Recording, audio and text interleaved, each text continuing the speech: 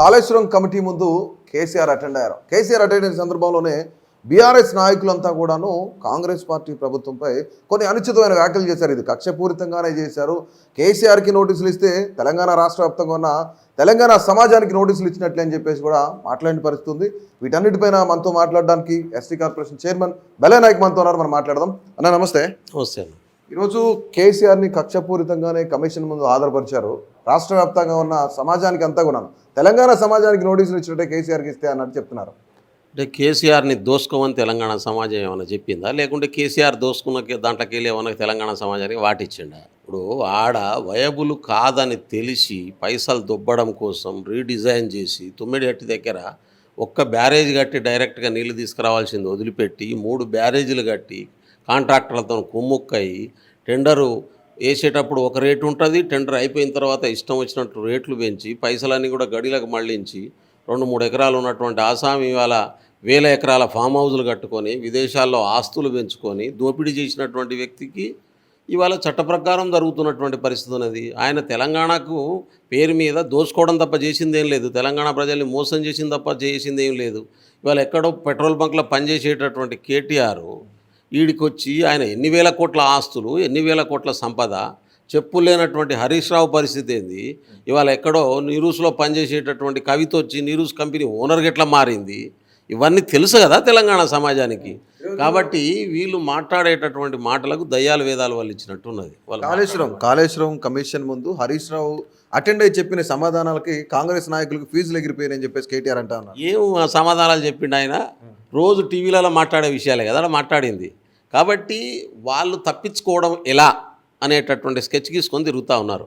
వాళ్ళు చేసిన తప్పుల నుంచి తప్పించుకునేటటువంటి అవకాశమే లేదు. ఖచ్చితంగా వాళ్లకు శిక్ష పడేటటువంటి అవకాశం ఉంది. ప్రజాధనాన్ని ఇష్టం వచ్చినట్టుగా విచ్చలవిడిగా దుర్వినియోగం చేసినటువంటి పరిస్థితి ఉన్నది. ఎందుకు దమ్ము లేదా కేసీఆర్కు హరీష్ రావుకు? ఆ రోజు మా మామే మొత్తం చేసిండని హరీష్ రావు చెప్పిండు. నా మేధస్సును 60,000 పుస్తకాలను చదివి రంగరించి నేనే ఇంజనీర్నై డిజైన్ చేసిన, నేనే సైంటిస్ట్నై ఆలోచించిన, నేనే ఇరిగేషన్ ఇంజనీరు, అన్ని రకాల డిజైన్ ఇంజనీర్లు నేనే ఉన్నాను చెప్పుకున్నటువంటి కేసీఆర్ ఇలా ఆ మాట ఎందుకు చెప్పలేకపోతుండు? నేనే దీనికి మొత్తం మార్పులు చేసినాను ఎందుకు చెప్పలేకపోతుండు? ఆ దమ్ము ధైర్యం ఎందుకు లేదా ఇలా? ఎందుకంటే ఆయన చేసినటువంటి తప్పులన్నీ బయటపడ్డాయి కాబట్టి కదా. కానీ ఎందుకు ఓపెన్ డిస్కషన్కు ఓపెన్ సమాధానాలు చెప్పలేకపోయాడు కేసీఆర్? కేటీఆర్, హరీష్ రావు ఈ దొంగల ముఠా, దోపిడీ దొంగల ముఠా ఏదైతున్నదో తెలంగాణను దోచుకున్నటువంటి దొంగల ముఠా విషయం తెలంగాణ ప్రజలకు అర్థమైంది. కాబట్టి వాళ్లకు శిక్ష తప్పదు. కేసీఆర్ని కమిషన్ ముందు హాజరుపరచడంతోనే కాంగ్రెస్ పార్టీ టార్గెట్ ఫినిష్ అయిందా? ఇంకా అరెస్ట్ కూడా ఉండే అవకాశం ఉందా? కాంగ్రెస్ పార్టీ దీంతో ఏం టార్గెట్ లేదు, కక్షపూరితంగానే పిలిచారని చెప్పేసి చెప్తున్నారు కదా. ఎక్కడిది? నేనేమంటున్నా అంటే కమిషన్ వేసింది ప్రభుత్వం, జరిగినటువంటి అవకతవకలు ఏమేమి ఉన్నాయో మేడిగడ్డ బ్యారేజ్ని ఎవరు గులగొట్టిర్రు? వాడు పనికి రానటువంటి వాడు ఉన్నాడు వాళ్ళ దగ్గర, అంత కిరాయి మేధావులు ఉన్నారు కొంతమంది. అలా పేర్లు చెప్తే బాగుండదు నేను, కానీ వాళ్ళు అట్ట బాంబులు పెట్టి కూల్చేసిరని మాట్లాడుతూ ఉంటారు. పబ్లిక్ చెప్పు తీసుకొని మెడకేసి ఊరంతా గాడిదల మీద వేసి ఊరేగింపు చేస్తారు. అట్లా పోతే ఆ పక్కన ఉన్నటువంటి వాళ్ళ దగ్గరికి పోతే చిల్లర మాటలు మాట్లాడుతున్నటువంటి పరిస్థితి. కాబట్టి ఎక్కడ నీళ్ళు ఉన్నాయో తెలియదు, ఎక్కడ బ్యారేజ్ కట్టాలో తెలియదు, ఎట్లా ప్రజలకు ఉపయోగపడేటట్టు చేయాలో తెలియదు, సాయిల్ టెస్ట్ ఎట్లుంటుందో తెలియదు.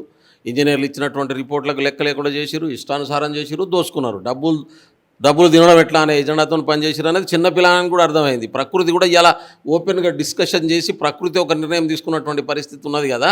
ఈరోజు ప్రధానంగా బీఆర్ఎస్ నాయకులు చెప్తుంది ఏంటంటే డైవర్షన్ పాలిటిక్స్ కాంగ్రెస్ చేస్తుంది.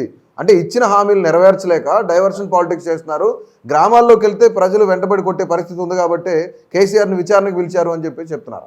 కాంగ్రెస్ ఇచ్చిన హామీలు అమలు చేయకుంటే ప్రజలు ఏం చేస్తారో మేమేం హామీలు ఎట్లా నిలబెట్టుకోవాలో అది మాకు ప్రజలకు సంబంధించినటువంటి అంశం. దీంట్లో డైవర్ట్ చేయడానికి ఏముంది? కాళేశ్వరంలో మేడిగడ్డ బ్యారేజ్ కూలిపోయినటువంటి పరిస్థితి, పొక్కలు పడ్డటువంటి పరిస్థితి ప్రతి ఒక్కరికి తెలుసు. ఈ ప్రపంచంలో ఈ భూమి మీద ఎక్కడన్నా ఒక బ్యారేజ్ కట్టినటువంటి 3 సంవత్సరాల్లో కూలిపోయినటువంటి చరిత్రలు, పొక్కలు పడ్డ చరిత్రలు లేవు.